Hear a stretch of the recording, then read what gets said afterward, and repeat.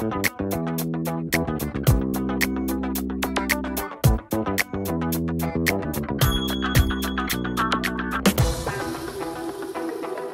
idées innovantes de jeunes étudiants avaient inondé le théâtre Landowski de Boulogne-Billancourt le 10 février. Ce soir-là avait lieu la remise des prix du concours DigiPrize, organisé par l'ESCA et son Institut du marketing digital.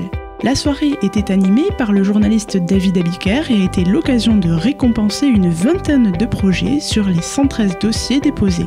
Cette année, on a vraiment une très belle palette de nouveautés avec plein de choses dans tous les domaines du digital, que ce soit les objets connectés, les datas, bien sûr beaucoup d'applis autour des services, des choses autour de la cuisine, des choses autour de... Enfin, il y a plein de choses. Les étudiants et les jeunes libres de nous dire ce qu'ils ont en tête et ce à quoi ils rêvent. Et donc, d'une année sur l'autre, on a déjà remarqué que vraiment il y a beaucoup d'étudiants qui se lâchent, entre guillemets, beaucoup plus et qui commencent à avoir confiance en eux. Partenaires de l'événement, des marques comme Deezer, Sony ou Solocal peuvent ainsi se rapprocher des jeunes et repérer de bonnes idées. Alors nous, il y a effectivement un sujet qui touche la musique qui nous a beaucoup intéressés. Ce sont deux jeunes filles qui ont monté un projet qui s'appelle Muwo et qui propose de détecter à un moment donné toutes les personnes qui écoutent la même chanson et de les mettre en contact, ce qu'on pourrait très bien faire avec une plateforme comme Deezer. Finalement, on est une jeune société française qui est née de l'innovation, d'une idée finalement d'un jeune homme à l'époque qui avait 22 ans. Donc pour nous, c'est toujours très intéressant d'être au contact de cette population-là qui a plein d'idées, qui est extrêmement créatrice, surtout dans un secteur d'activité comme le nôtre, qui est la musique, qui est en pleine mutation.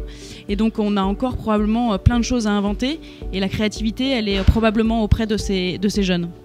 Il est double, l'intérêt, il est de découvrir des talents qui vont avoir une forte appétence pour notre industrie et notre culture musicale.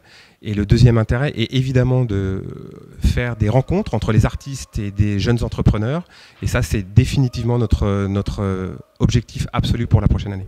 Et en collaboration dans la durée, cette année, nous sommes extrêmement convaincus par ce projet Osmose et on espère pouvoir l'accompagner sous diverses formes. Avec 3 autres sites, le blog du modérateur faisait partie des partenaires. Il a repéré un projet, Cookies. Alors on est partenaire de DigiPrize parce que d'une part c'est un projet qui intéresse les jeunes et qui met les jeunes en avant, et c'est un sujet qui nous tient à cœur, et d'autre part il est centré sur l'innovation et sur les projets de demain, et c'est quelque chose qu'on traite nous toute l'année au quotidien.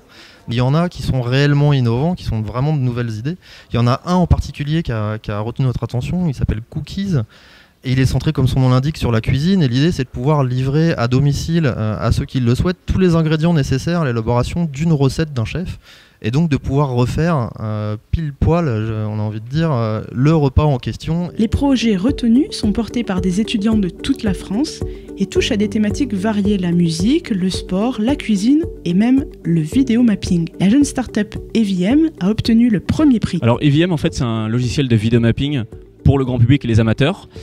Et en fait, le vidéo mapping, c'est tout simplement le fait de projeter des visuels, de vidéo-projeter des vidéos sur des structures, sur des décors, sur des volumes, en fait, pour créer des atmosphères, créer des ambiances particulières, à la fois du côté festif et aussi de plus en plus vers le corporate. On a lancé EVM en octobre 2014, donc ça fait à l'heure actuelle 3 mois que le logiciel est en téléchargement libre sur notre site internet. Il est gratuit parce qu'on est en phase de bêta test. On a à peu près 7-8 000 utilisateurs à travers le monde, en fait.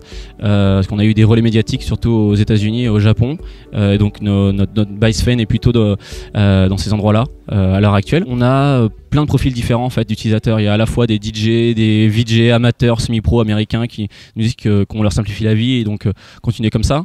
On a reçu des messages de profs japonais qui justement utilisent EVM avec leurs élèves en classe pour justement leur faire découvrir de nouvelles choses. Et évidemment l'Europe n'est pas en reste parce que il y a des communautés allemandes et anglaises qui traduisent nos tutoriels dans leur langue pour justement accélérer la diffusion en tout cas du logiciel. Donc on est vraiment sur un phénomène mondial et qui intéresse différents profils parce que la techno est assez ouverte au final et on peut faire pas mal de choses. Étienne, Arnaud et Romain gagnent un voyage de 10 jours dans la Silicon Valley. On va rencontrer des acteurs du numérique, du digital. Pour nous, c'est une chance extraordinaire. Donc, on va pouvoir aussi confronter nos idées. Voilà, je pense qu'en tout cas, on va apprendre beaucoup et j'espère qu'on reviendra en France avec pas mal d'idées et pas mal d'améliorations aussi à faire.